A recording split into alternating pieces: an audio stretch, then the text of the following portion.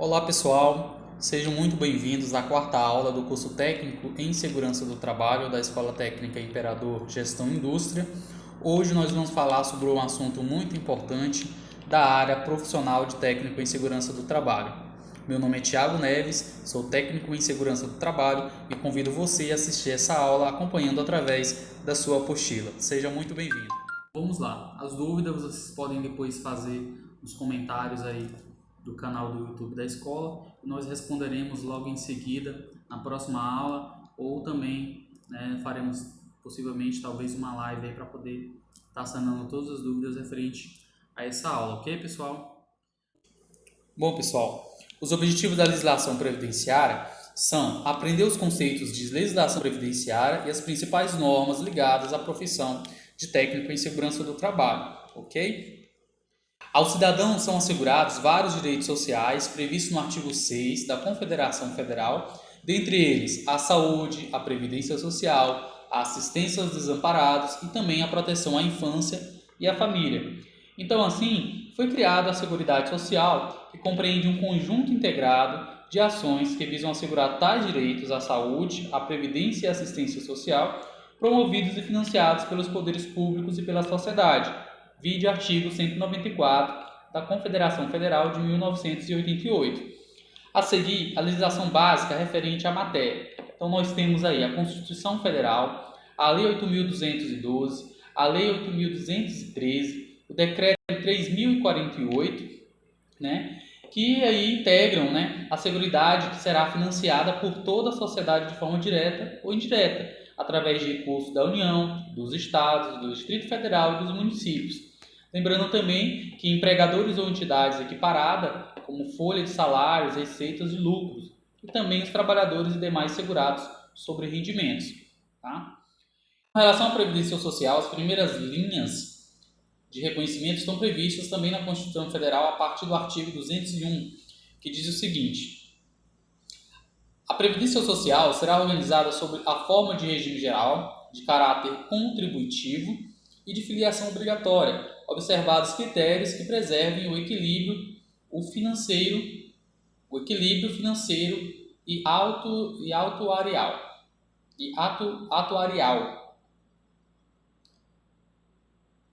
Então nós temos como exemplo, o empregado quando contratado é empregado a contribuir mensalmente com a Previdência Social. O desconto é efetuado pelo empregador e repassado ao INSS. O empregado é considerado um segurado. No sistema de previdência social, temos os beneficiários e os serviços previdenciários que os segurados e beneficiários poderão usufruir. Veremos a seguir alguns benefícios. Então, pessoal, aqui está falando o quê? Todo empregado contratado a nível de CLT pelo empregador é feito um recolhimento, que é uma taxa referente a essa seguridade que deve ser garantida aí por esse sistema da Seguridade Social, do INSS. Então é recolhida uma taxa, que ela já é recolhida ali pelo empregador, tá? E ela é disponibilizada diretamente para o INSS, tá? Para que esteja ali respaldado, assegurado, o direito do empregado e também dos assegurados que se fazem benefício desse auxílio, em momentos oportunos. Nós veremos logo mais a seguir. Temos a competência da União, que é da Seguridade Social, e a competência aí de União, Estados e Distrito Federal, que é de tratar com a Previdência Social, proteção e defesa da saúde. Tá? Vamos conhecer agora quais são os benefícios previdenciários. Tá? Os benefícios previdenciários aos segurados estão previstos na Lei 8.213, de 24 de julho do ano de 91, que dispõe sobre os planos e benefícios da Previdência Social e das outras previdências, e no Decreto 3.048, de 6 de maio de 99, que aprova o regulamento da Previdência Social e das outras providências.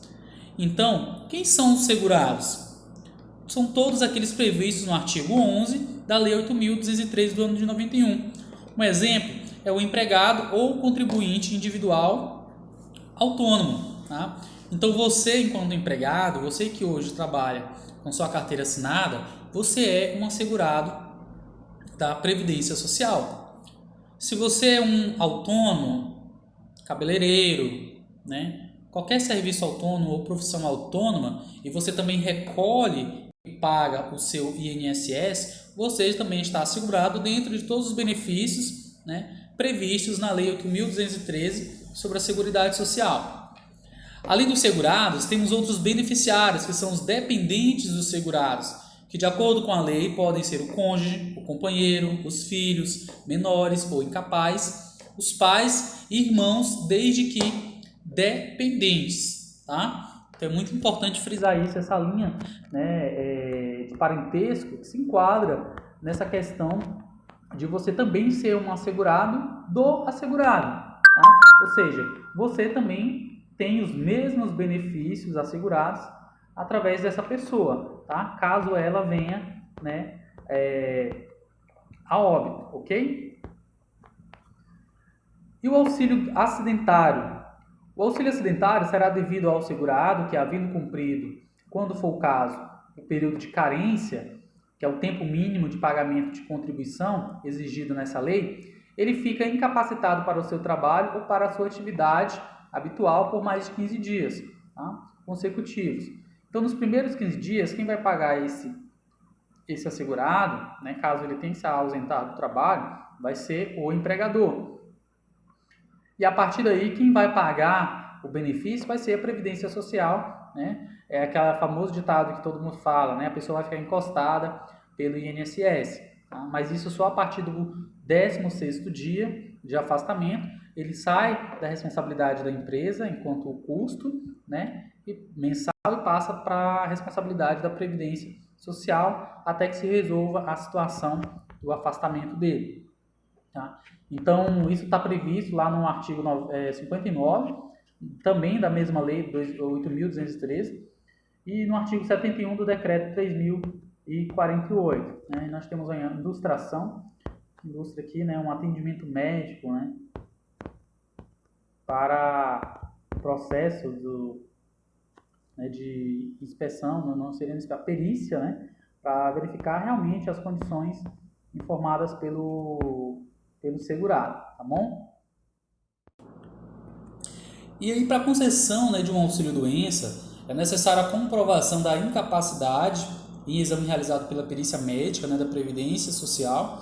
Então, não basta somente dizer que sofreu um acidente, que você está incapaz de executar suas atividades no seu ambiente de trabalho, né? Para isso, tem que ser feito e cumprido todo um procedimento rigoroso, através aí, da legislação previdenciária, e você passa, né, por uma perícia médica para a constatação dos fatos, né, daquilo que se está alegando, né, e o benefício que se está requerendo junto à Previdência Social. Tá? Então, segundo a Lei 8.213 do ano de 91, no artigo 19, ele equipara-se aqui algumas condições que são consideradas como acidente do trabalho. Tá? Lá no artigo 19, acidente do trabalho é o que ocorre pelo exercício do trabalho, ou seja, quando você está exercendo sua atividade laboral, a serviço da empresa ou pelo exercício do trabalho dos segurados referidos no inciso 7º do artigo 11 desta lei, provocando lesão corporal ou perturbação funcional que cause a morte ou a perda ou a redução permanente ou temporária da sua capacidade laborativa, ou seja, da sua capacidade de executar um determinado trabalho. Lá no artigo 20, consideram-se acidente do trabalho, nos termos do artigo anterior, as seguintes entidades mórbidas. Tá? Doença profissional assim entendida ou produzida ou até desencadeada pelo exercício do trabalho, peculiar a determinada atividade e constante da respectiva relação elaborada pelo Ministério do Trabalho e da Previdência Social. Então, existe uma relação, né, respectiva sobre algumas atividades laborativas, né, que chamam-se aqui de entidades mórbidas, né, lá no Ministério do Trabalho e da Previdência Social. Tá? Doença do trabalho, assim entendida, adquirida ou desencadeada em função de condições especiais em que o trabalho é realizado, e com ele se relacione diretamente constante da relação mencionada no inciso 1. Tá? Equiparam-se também ao acidente do trabalho para efeitos desta lei. Temos mais coisas aqui. O acidente ligado ao trabalho, que embora não tenha sido a causa única, mas haja contribuído diretamente para a morte do segurado, para a redução ou perda da sua capacidade para o trabalho, ou produzido lesão que exija atenção médica para a sua recuperação.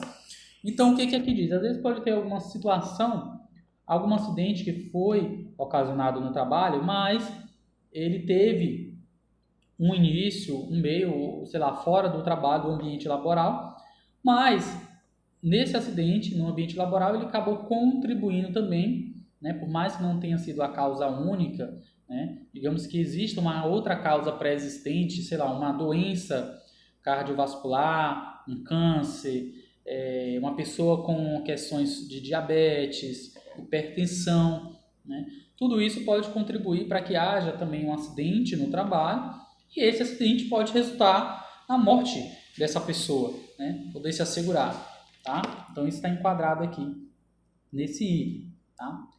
O acidente sofrido pelo segurado no local e no horário do trabalho em consequência de, então existem outras situações, por ato de agressão, sabotagem ou terrorismo praticado por terceiros ou companheiros de trabalho, né? Então se você briga com seu colega, seu companheiro de trabalho, tá? Isso também pode ser considerado como um acidente do trabalho quando há aí ato de agressão ou sabotagem, ou até mesmo de terrorismo contra essa pessoa. Temos também a ofensa física intencional, inclusive de terceiros, por motivo de disputa relacionada ao trabalho, tá? É o que a gente pode considerar aí, popularmente falando, como puxar o tapete do outro, fazer de ações que possam, né, prejudicar o próximo, e incluindo-se essas ofensas, né, física intencional, também está dentro dessas condições de acidente do trabalho. Ato de imprudência, de negligência ou de imperícia de terceiro ou de companheiro de trabalho, tá? Então a imprudência, pessoal, é quando você recebe uma informação correta, você recebeu um treinamento, você entrou na empresa, a empresa te deu um manual de trabalho, te deu os EPIs para você trabalhar, né? E você não fez uso desses EPIs, você não fez observância dessas leis, das normas da empresa ou do treinamento qual foi lhe dado, e você agiu de forma totalmente incorreta aquilo que você foi instruído, orientado. Então isso é ter um ato de imprudência. Esse ato pode também levar a um acidente do trabalho que possa afetar a vida de outros colaboradores na empresa. Então, esses colaboradores afetados por alguma ação sua ou vice-versa, né, pode também ser considerado como acidente do trabalho. A negligência. A negligência é quando você deixa, né, de cumprir parte do procedimento correto. Você vai ali 90% certo, mas você escapuliu ali um pouquinho para o lado, um pouquinho para o outro, né, deixou uma coisinha ou outra escapar, né, sair fora do processo normal de trabalho, do que é correto fazer, então você teve um ato de negligência. E temos a imperícia, né?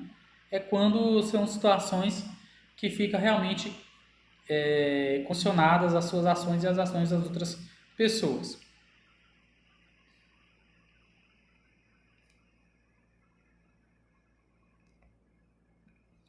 Temos o ato de pessoa privada, né, do uso da razão. Nós temos também o desabamento, inundação, incêndio e outros casos fortuitos ou decorrentes de força maior. Doença proveniente de contaminação acidental do empregado no exercício de sua atividade, né? Às vezes pessoas que trabalham em áreas de lixão, que trabalham com limpezas de esgotos, né, com atividades insalubres, que podem também vir desencadear algumas situações de doenças por conta dessa exposição, né, a alguns agentes insalubres ou biológicos, vírus, bactérias, entre outras condições.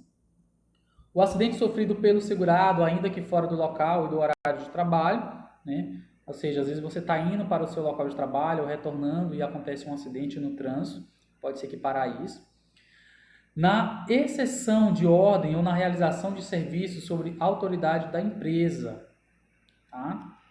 Então, às vezes você está sobre ordem da empresa, né, realizando um serviço sobre uma autoridade, sobre o seu chefe, né, que mandou você executar determinada atividade, e lá você sofreu um trabalho, tá? Ou sofreu um acidente do trabalho. Na prestação espontânea de qualquer serviço à empresa para lhe evitar prejuízo ou proporcionar proveito, tá? Então, se você está prestando um serviço para a empresa e a empresa deixou ali, não, faz lá aquele trabalho rapidinho, né, isso, aquilo, outro, né, para evitar um certo prejuízo, para proporcionar um proveito, também é um acidente de trabalho. Em viagem a serviço da empresa, inclusive para estudo, quando financiada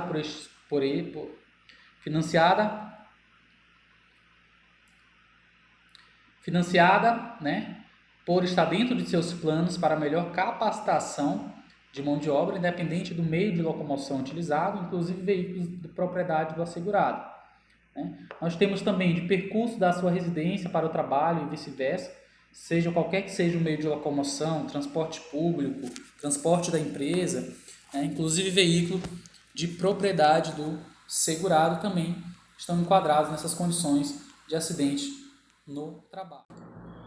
Bom, pessoal, nós chegamos aqui ao final de mais uma aula. Nessa aula a gente pôde conhecer um pouco sobre os conceitos da legislação previdenciária de acidente do trabalho e também dos benefícios da estabilidade do empregado, né? A fim de que o técnico de segurança do trabalho, né, que é você, o futuro profissional, né, do futuro aqui da nossa cidade, se Deus quiser, né, tenha aí os reflexos e a visão geral, né, sobre que esses reflexos no trabalho e nessa área do direito, né, sobre os direitos previdenciários, tá bom? Nós temos aí a atividade de aprendizagem, espero que vocês possam responder essas atividades, para que nós possamos discutir na próxima aula, se Deus quiser vai ser presencial, mas se não for possível, a gente vai estar disponível nos meios de comunicação, via WhatsApp, né, online, para poder estar tirando qualquer dúvida de vocês, tá? No mais, muito obrigado pela atenção de vocês e espero que vocês tenham aprendido um pouco mais, que nós possamos aí compartilhar o conhecimento e também buscar esse conhecimento, né, na rede, na web e nos engajarmos cada dia mais para sermos futuros técnicos de segurança do trabalho 100% capacitados. Um grande abraço e até a próxima.